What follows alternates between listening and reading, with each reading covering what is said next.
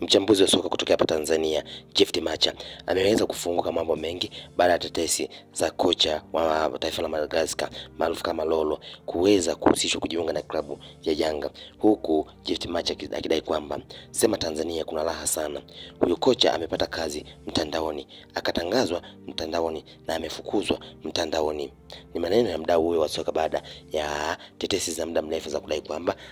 timu ya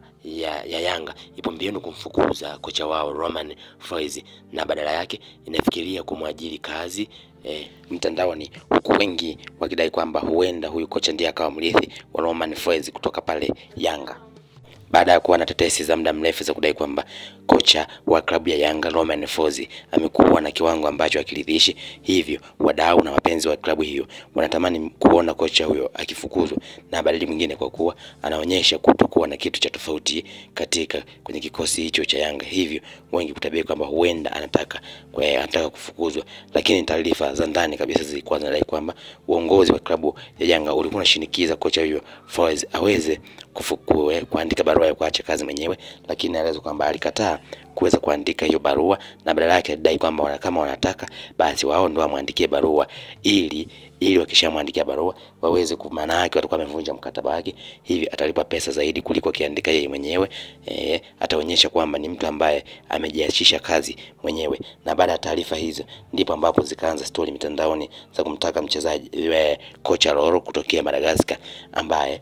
ameweza kupewa kazi kuna waandishi wa habari kwenye mitandao, lakini baadaye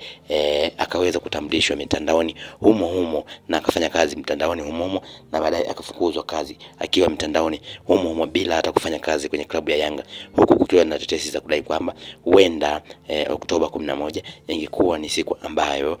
angeweza kuwasili kwenye timu ya Yanga kwenye uwanja wa airport kwa ajili ya kuitumikia klabu hiyo, huku viongozi ikieleza kwamba wao hawana mpango wa kumwachia kocha Folz. Hivyo huyu kocha hawezi kuja Yanga na dili lake likawa limefia hapo kama ambavyo tunaona kwa sasa. Basi stori zake zimeweza kuzimwa na haziendelei tena mitandaoni wala kwenye klabu huko, kwa kuwa nyingi zilikuwa ni tetesi baada ya kocha huyo Romain Folz kubaki Yanga.